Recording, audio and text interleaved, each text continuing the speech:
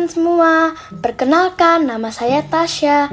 Saya dari Kinderville Bekasi kelas 5B. Selamat datang di podcastnya Tasya ya. Hari ini Tasya akan berbagi cerita tentang salah satu tempat wisata di daerah Garut, Jawa Barat.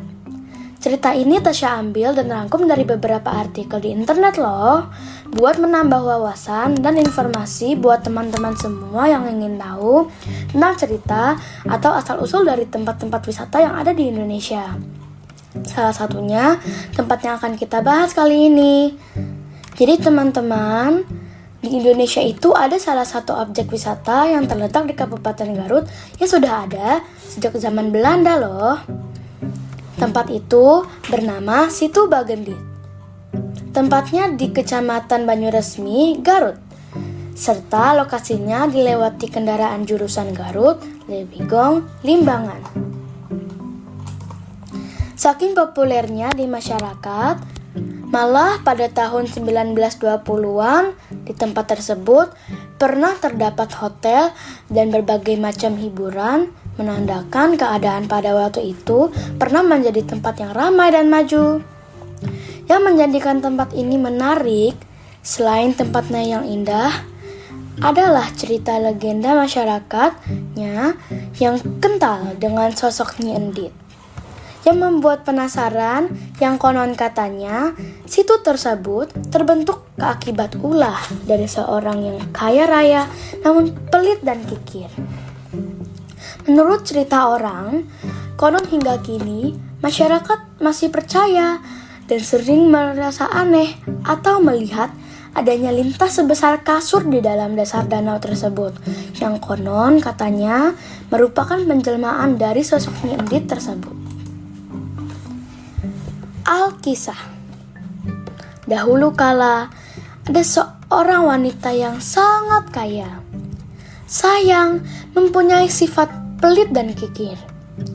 Oleh sebagian masyarakat, wanita tersebut dijuluki Nyi Endit dikarenakan sifatnya yang sangat pelit. Pekerjaan sehari-harinya menghitung kekayaan. Harta kekayaannya kian waktu kian menambah dan menggunung.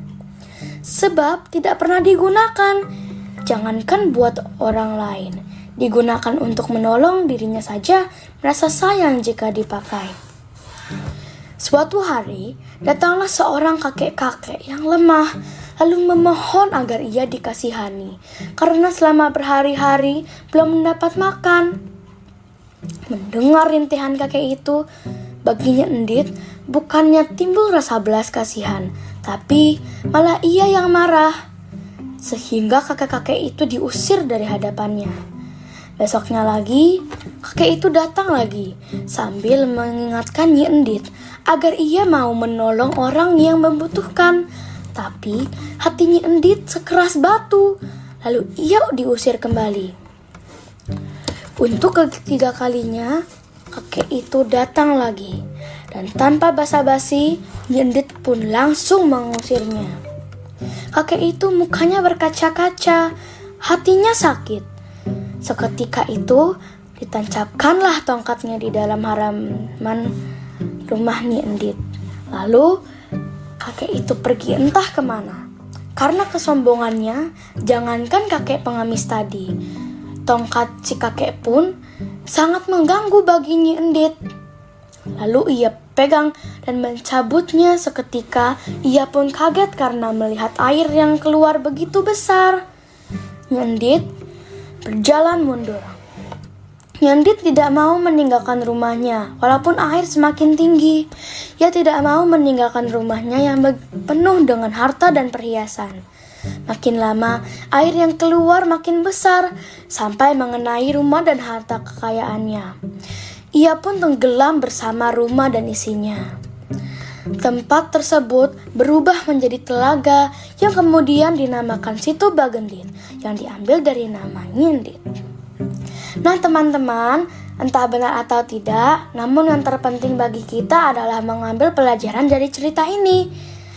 Dari cerita Situ Bagendit tadi, kita bisa mengambil sebuah pelajaran bahwa kesombongan dan keserakahan pada harta benda itu tidak baik, karena akan mencelakai diri kita sendiri. Jadi, bantulah orang di sekitarmu yang membutuhkan. Karena di masa yang akan datang nanti, saat dirimu sedang dalam kesulitan, maka Tuhan akan membantumu. Jadi teman-teman, pada tahun 1980-an, kegiatan wisata ini coba dihidupkan kembali dengan pembersihan lahan yang ditutupi eceng gondok sampai luasnya tidak kurang 125 hektar. Tahun 2000 sampai sekarang, objek wisata ini banyak dikunjungi oleh wisatawan maupun wisatawan mancanegara loh. Teman-teman, sekian cerita Tasya tentang asal-usul salah satu tempat wisata yang ada di Indonesia, tepatnya di daerah Garut. Lain waktu, kita sambung lagi dengan cerita-cerita seru lainnya ya. Salam hangat buat kalian semua. Bye!